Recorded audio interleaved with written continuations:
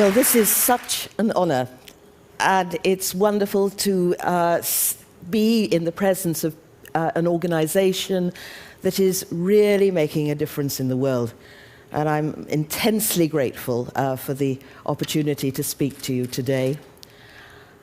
And I'm also rather surprised, because when I look back on my life, the last thing I ever wanted to do was to write or be in any way involved about religion. After I left my convent, I'd finished with religion, frankly. I thought that was it. And for 13 years, I kept clear of it. I wanted to be an English literature professor. And I certainly didn't even want to be a writer, particularly. But then I suffered a series of career catastrophes, one after the other. And finally found myself in television.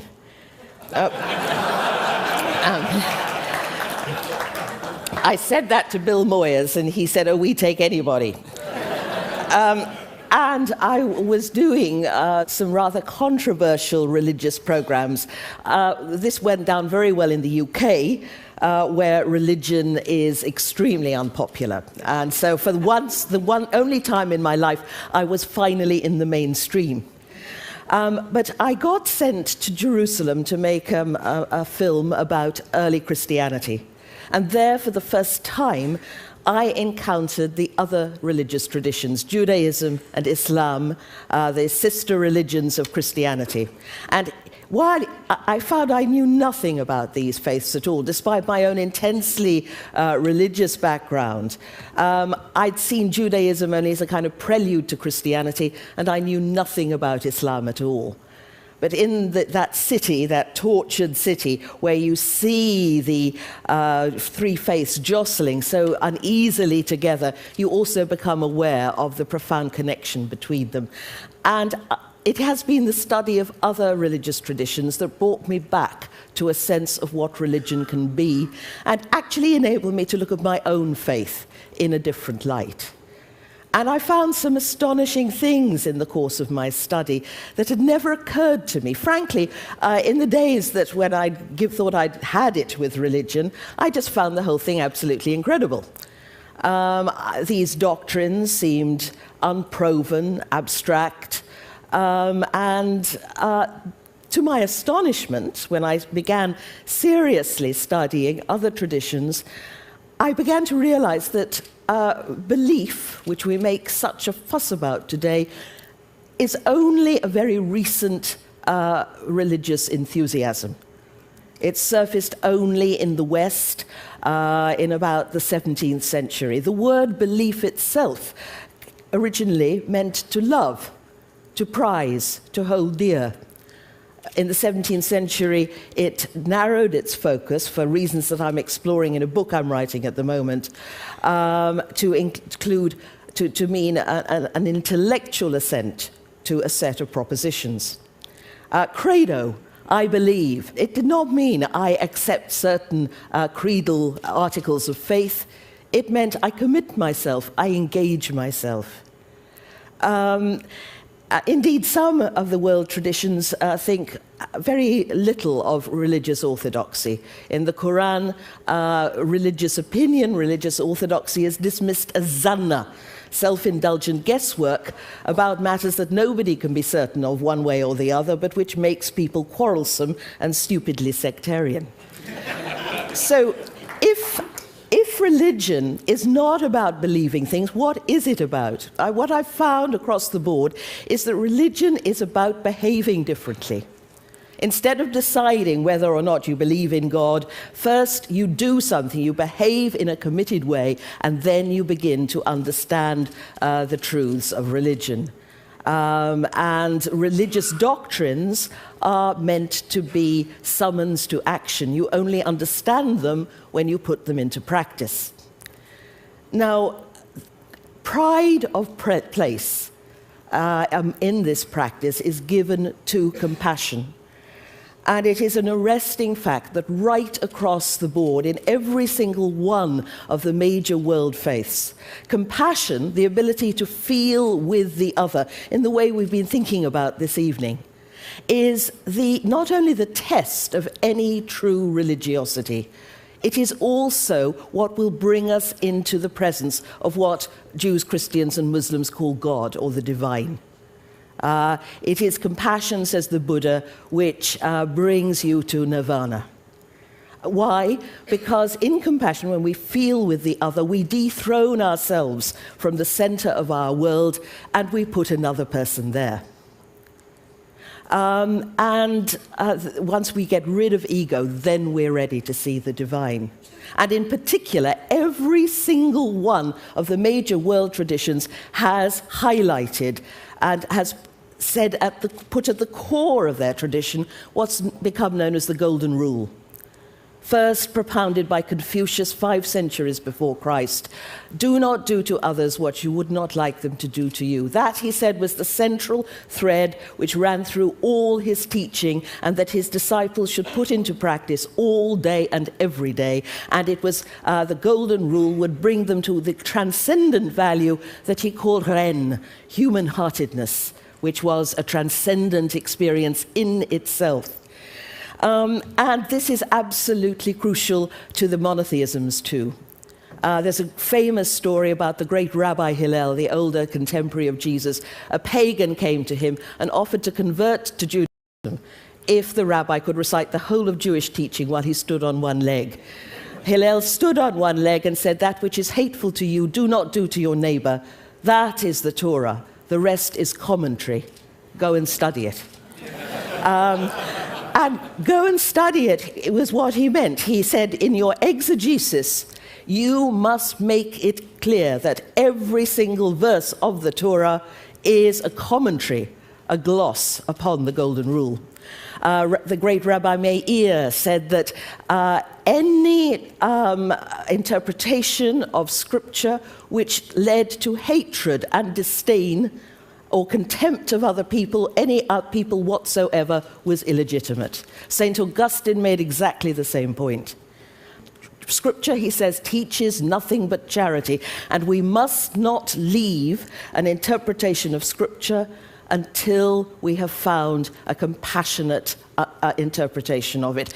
And this struggle to find compassion in some of these rather rebarbative texts is a good dress rehearsal for doing the same in ordinary life. But now look at our world. And we are living in a world that is where religion has been hijacked. Where terrorists cite Quranic verses to justify their atrocities, where instead of taking Jesus' words, love your enemies, don't judge others, we have the spectacle of Christians endlessly judging other people, endlessly using Scripture as a way of arguing with other people, putting other people down. Throughout the ages, religion has been used to oppress others, and this is because of human ego, human greed. We have a talent as a species for messing up wonderful things. So the traditions also insisted, and this is an important point, I think, that you could not and must not confine your compassion to your own group, your own nation, your own co-religionists, your own fellow countrymen. You must have what one of the Chinese sages called仁愛, concern for everybody. Love your enemies, honor the stranger. We formed you, says the Quran, into tribes and nations so that you may know one another. And this, again, this universal outreach is getting subdued in the strident use of religion, abuse of religion for nefarious gains. Now, I've lost count of the number of taxi drivers who, when I say to them what I do for a living, inform me that religion has been the cause of all the major world wars in history. Wrong. The cause of our present woes are political. But make no mistake about it, religion is a kind of fault line. And when conflict gets ingrained in a region, religion can get sucked in and become part of the problem. Our modernity has been exceedingly violent. Between 1914 and 1945, 70 million people died in Europe alone as a result of armed conflict. And so many of our institutions, even football, which used to be a pleasant pastime, now causes riots where people even die. And it's not surprising that religion too has been affected by this violent ethos. And there's also a great deal, I think, of religious illiteracy around. People seem to think, now equate religious faith with believing things, as though that, we call religious people often believers, as though that was the main thing that they do. And very often, the secondary goals get pushed into the first place in place of compassion and the Golden Rule, because the Golden Rule is difficult. I sometimes, when I'm speaking to congregations about compassion, I sometimes see a mutinous expression crossing some of their faces, because a lot of religious people prefer to be right rather than compassionate. But that's not the whole story. Since September the 11th, when my work on Islam suddenly propelled me into public life in a way that I'd never imagined, I've been able to sort of go all over the world and finding everywhere I go a yearning for change. I've just come back from Pakistan, where literally thousands of people came to my lectures because they were yearning, first of all, to hear a friendly Western voice. And especially the young people were coming. And were asking me, the young people were saying, what can we do? What can we do to change things? My hosts in Pakistan said, look, don't be too polite to us. Tell us where we're going wrong. Let's talk together about where religion is failing. Because it seems to me that our current situation is so serious at the moment that any ideology that doesn't promote a sense of global understanding and global appreciation of each other is failing the test of the time. And religion, with its wide following here in the United States, people may be being religious in a different way, as a report has just shown, but they still want to be religious. It's only Western Europe that has retained its secularism, which is now beginning to look rather endearingly old-fashioned. But people want to be religious, and religion should be made to be a force for harmony in the world, which it can and should be, because of the Golden Rule: do not do to others what you would not have them do to you, an ethos that should now be applied globally. We should not treat other nations as we would not wish to be treated ourselves. And these, whatever our wretched beliefs, is a religious matter. It's a spiritual matter. It's a profound moral matter that engages and should engage us all. And as I say, there is a hunger for change out there. Here in the United States, I think you see it in this election campaign. A longing for change, and people in churches all over and mosques all over this continent after September the 11th, coming together locally to create networks of understanding with the mosque, with the synagogue, saying we must start to speak to one another. I think it's time that we moved beyond the idea of toleration and move towards appreciation of the other.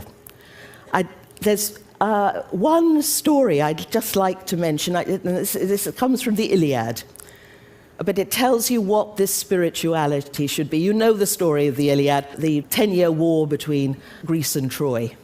In one incident, Achilles, the famous warrior of Greece, takes his troops out of the war, and the whole war effort suffers. And in the course of the ensuing muddle, his beloved friend Patroclus is killed, and killed in single combat by one of the Trojan princes, Hector. And Achilles goes mad with grief and rage and revenge, and he mutilates the body. He kills Hector, he mutilates his body, and then he refuses to give the body back for burial to the family, which means that in Greek ethos, Hector's soul will wander eternally lost. And then one night, Priam, king of Troy, an old man, comes into the Greek camp incognito, makes his way to Achilles' tent to ask for the body of his son. And everybody is shocked when the old man takes off his head covering and shows himself. And Achilles looks at him and thinks of his father, and he starts to weep. And Priam looks at the man who has murdered so many of his sons, and he too starts to weep. And the sound of their weeping filled the house. The Greeks believed that weeping together created a bond between people. And then Achilles takes the body of Hector. He hands it very tenderly to the father. And the two men look at each other and see each other as divine. That is the ethos found too in all the religions. It's what is meant by overcoming the horror that we feel when we are under threat with of our enemies and beginning to appreciate the other. It's of great importance that the word for holy in Hebrew applied to God is kadosh, separate, other. And it is often perhaps the otherness of our enemies which can give us intimations of that utterly mysterious transcendence which is God. And now, here's my wish. I wish that you would help with the creation, launch, and propagation of a charter for compassion, crafted by a group of inspirational thinkers from the three Abrahamic traditions of Judaism, Christianity, and Islam, and based on the fundamental principle of the Golden Rule. We need to create a movement among all these people that I meet in my travels, you probably meet too, who want to join up in some way and reclaim their faith, which they feel, as I say, has been hijacked. We need to empower people to remember the compassionate ethos and to give guidelines. This charter would not be a massive document. I'd like to see it, but to give guidelines as to how to interpret the scriptures, these texts that are being abused. Remember what the rabbis and what Augustine said about how scripture should be governed by the principle of charity. Let's get back to that. And the idea, too, of Jews, Christians, and Muslims, these traditions now so often at loggerheads, working together to create a document which we hope will be signed by 1,000 at least of major religious leaders from all the traditions of the world. And you are the people. I'm just a solitary scholar, despite the idea that I love a good time, which I was rather amazed to see coming up on the... I actually spend a great deal of time alone studying, and I'm not very... You're the people with media knowledge to explain to me how we can get this to everybody on the planet. I've had some preliminary talks, and Archbishop Desmond Tutu, for example, is very happy to give his name to this, as is Imam Faisal Rauf, the Imam in New York City. Also, I would be working with the Alliance of Civilizations at the United Nations. I was part of that United Nations initiative called the Alliance of Civilizations, which was asked by Kofi Annan to diagnose the causes of extremism and to give practical guidelines to member states about how to avoid the escalation of further extremism. And the Alliance has told me that they are very happy to work with it. The importance of this is that this is, I can see some of you starting to look worried because you think it's a slow and cumbersome body. But what the United Nations can do is give us some neutrality, so that this isn't seen as a Western or a Christian initiative, but that it's coming from, as it were, the United Nations from the world, who would help with the the bureaucracy of this. So I do urge you to join me in this charter, to building this charter, launching it and propagating it, so that it becomes, I'd like to see it in every college, every church, every mosque, every synagogue in the world, so that people can look at their tradition, reclaim it, and make religion a source of peace in the world, which it can and should be. Thank you very much for it.